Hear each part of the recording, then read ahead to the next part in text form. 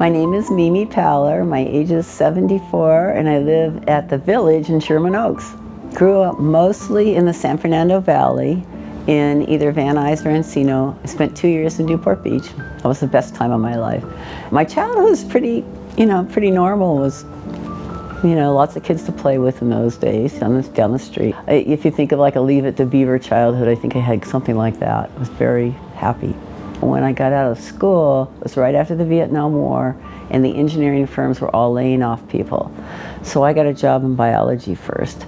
But then Ian read in the newspaper that JPL, the premier place in the universe for deep space science, they were hiring. So I went and interviewed, and that was in 1980, and I retired in 2024. The thing I like about my life the best, besides, I had a good family life, I had a good life with Ian and the kids, but I really liked my job at JPL.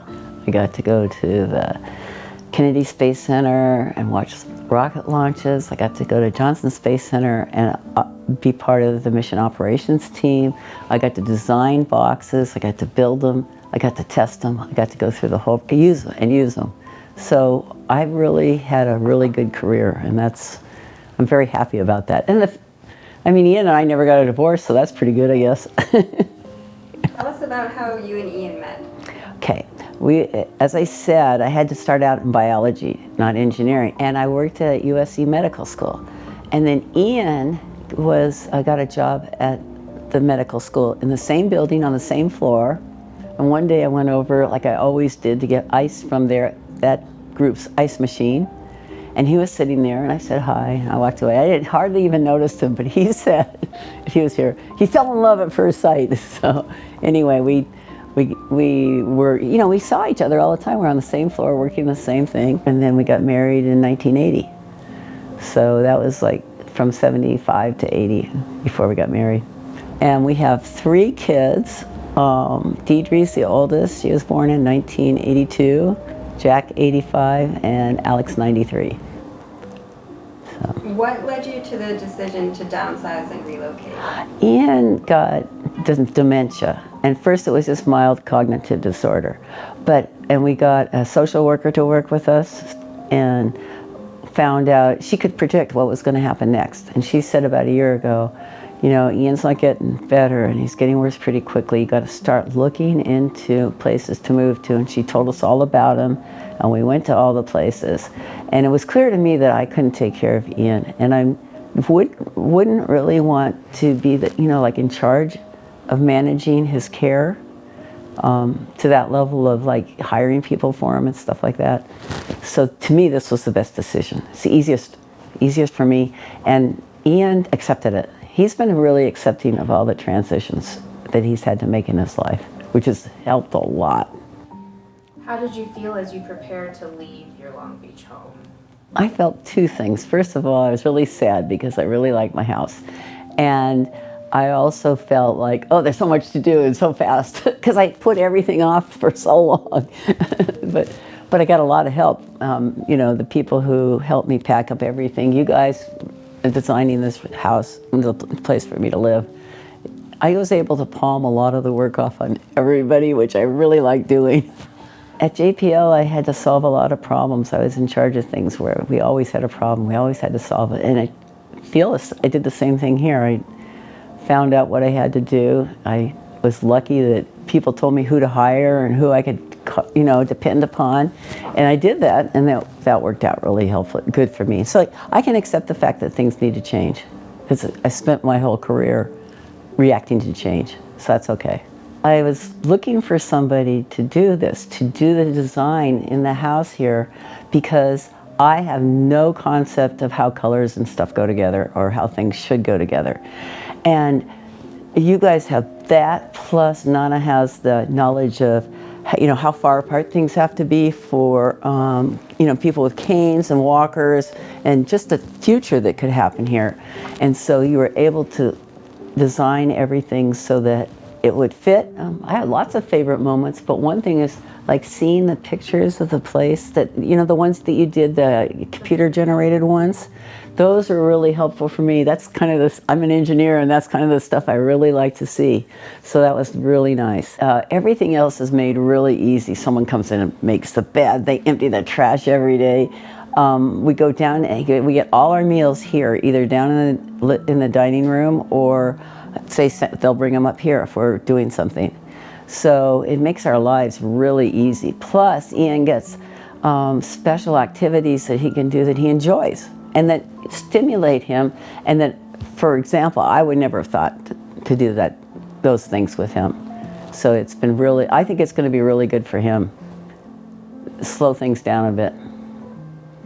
I hope. Look at this place. Every place in this building is full of light, and it's really nice. It's really cheerful, and having all the people around is really cheerful too. So I think I'm happy here. Yeah. What do you think younger people should understand about aging? I thought about that. You know, what's that thing? It's not for the faint of heart. No, you don't know what's going to happen. You don't know if your partner is going to have some kind of debilitating disease that's going to cause things to change, or you are, whatever, you don't know. So, and I think everybody kind of knows that could happen, but nobody thinks it's going to happen to them. So, yeah, I don't know if you can tell anybody that. Maybe they just have to live through it. We've been trying to save all along so we'd have some money, and I hate to say that what everybody else says to the younger generation, but try to save some money because they're not helping. Nobody's going to help you. Like, I don't know how it's going to be when Ian gets into memory care. I don't know exactly how long he's going to live, and I just can't tell what the future is going to be like. So I just do what I always do, react and fall into things. And hope it still continues to be good. So for somebody just starting out in life, like just after college, what advice would you give to them? Find a good job.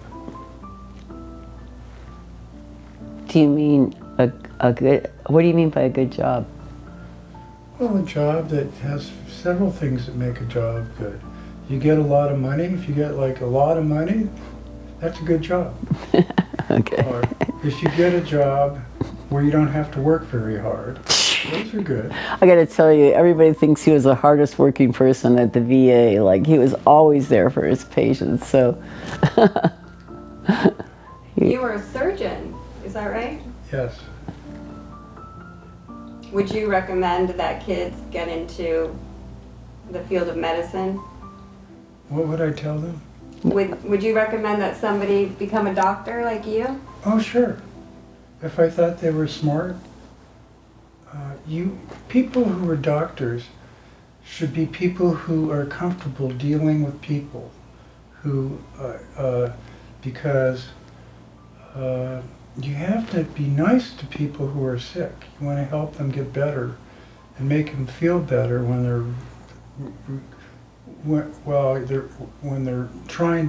getting better. They need to be treated not as much as when they're not sick yet, when they're not as sick as they were. Like, they've been in the hospital and getting better, they get to do other things that they couldn't do until their health improved. So it's variable how they feel. So it's important to be nice, is what you're saying? Well, I think you don't want to go to a hospital and act like a jerk. So you have to act like a nice person, is my opinion. In life, too. Yes, yes. Not just the hospital. Not just the hospital, right? That's true.